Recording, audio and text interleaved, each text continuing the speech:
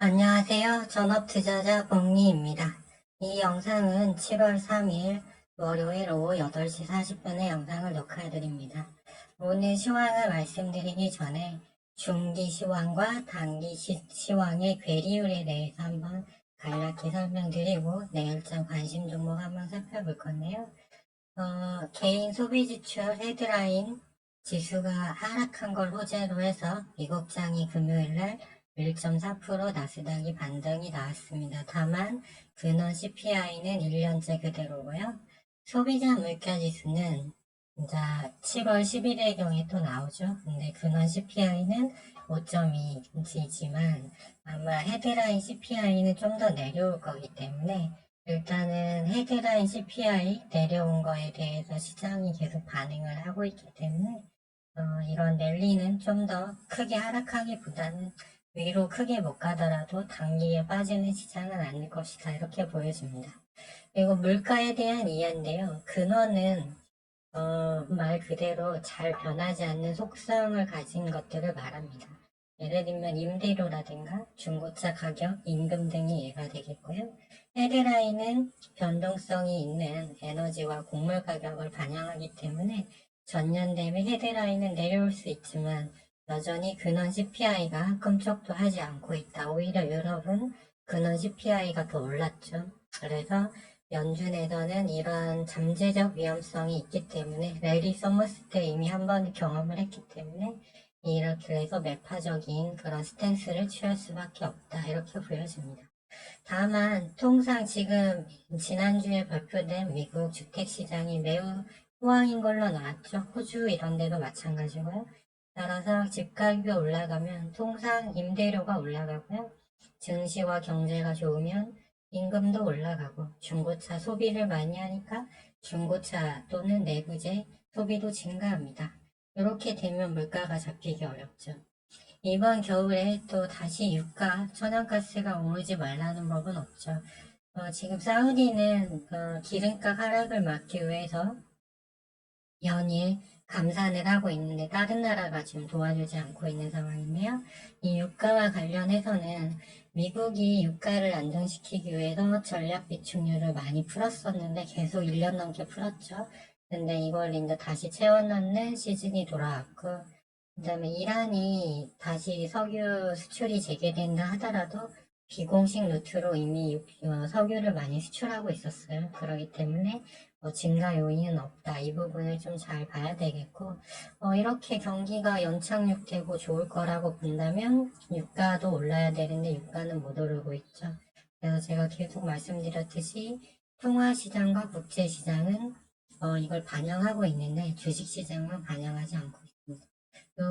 곡물도 엘니뇨 현상 등으로 지금 계속 뉴스 나오고 있죠. 내가 이제 수확기 가봐야 알 수 있겠지만 여전히 잠재적인 위험은 남아있다 이렇게 보겠습니다. 다만 이런 걸 알면서도 때로는 장기 시황이 독이 될 수도 있는 것 같아요. 일단 시장은 무섭게 오르고 있고 그러니까 이걸 있는 그대로 받아들여야겠다 이렇게 생각합니다.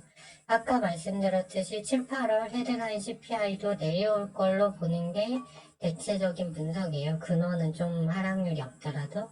그래서 증시는 아마 7, 8월까지는 좀 그런 대로 가다가 이제 하반기가 고비가 될 걸로 좀 보여집니다. 그래서 그거는 그때 가서 생각하자 이렇게 보시면 될 것 같고요.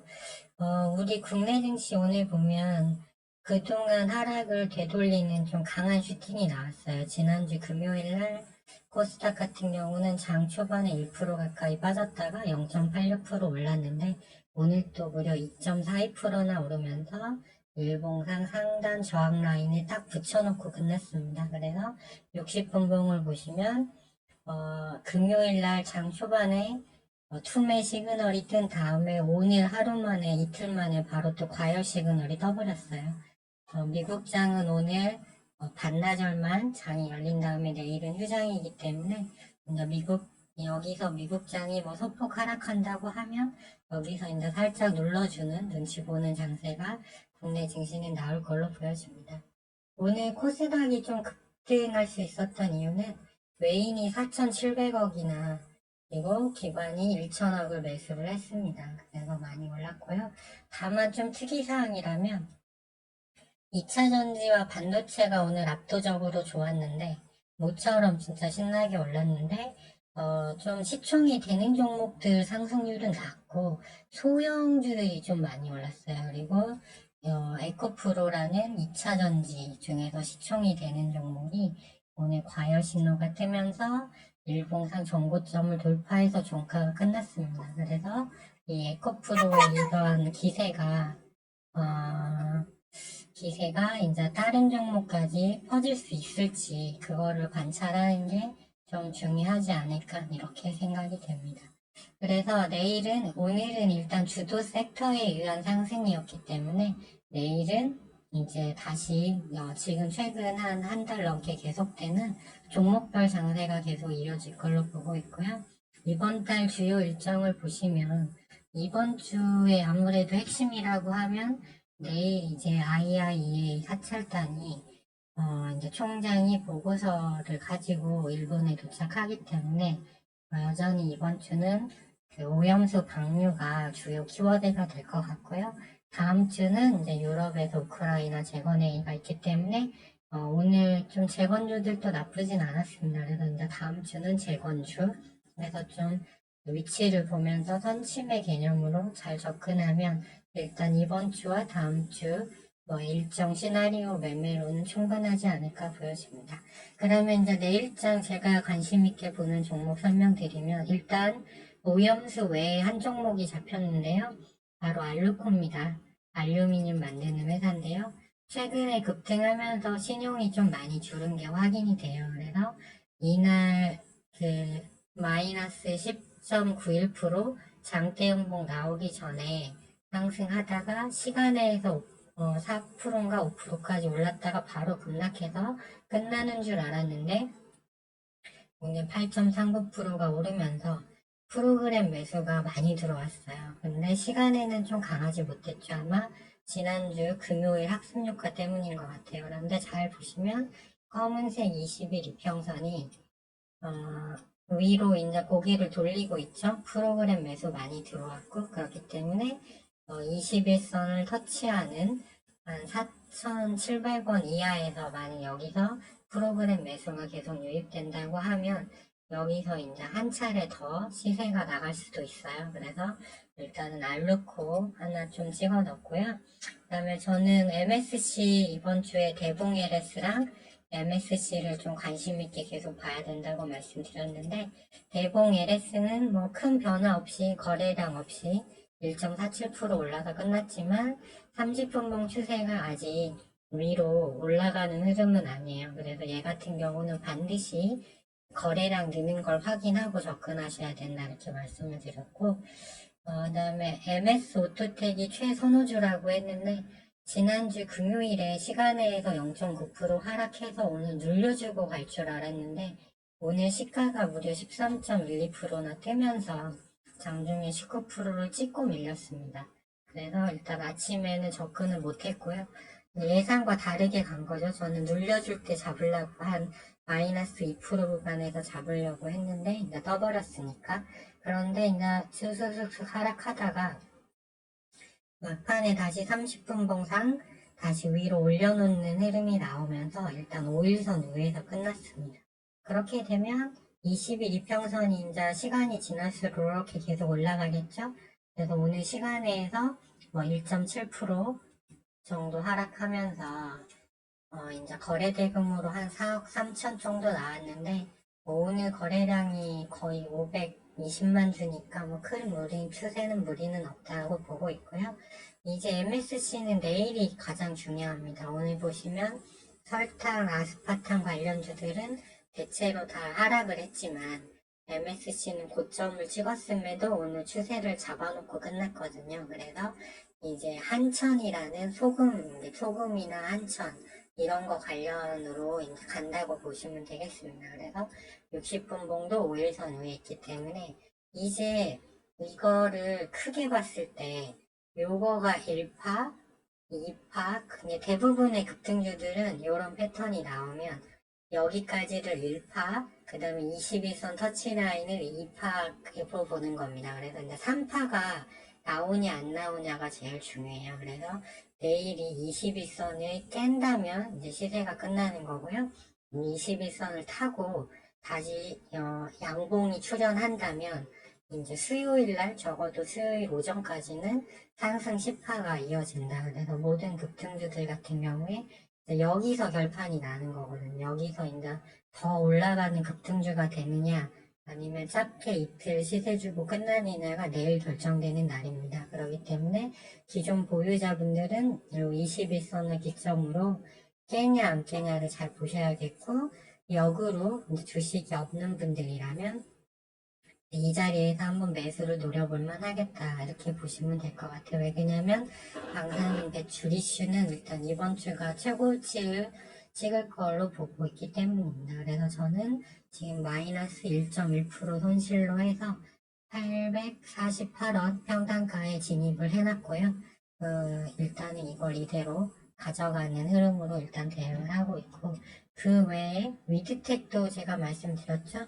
방류가 이미 결정이 됐다면 그때부터는 모니터링이 중요하겠죠. 그래서 MSC는 이제 일본산 한천이 수출을 못 되니까 그 반대급부 호재인 거고, 이제 위드텍 같은 경우는 이제 실시간 국가에서 물론 감시를 하고 있지만 실시간 그 프로그램을 감시 프로그램을 개발했다는 게 중요한데, 얘는 개봉하고 다르게 점점 자리를 만들려는 움직임이 보이고 있어요.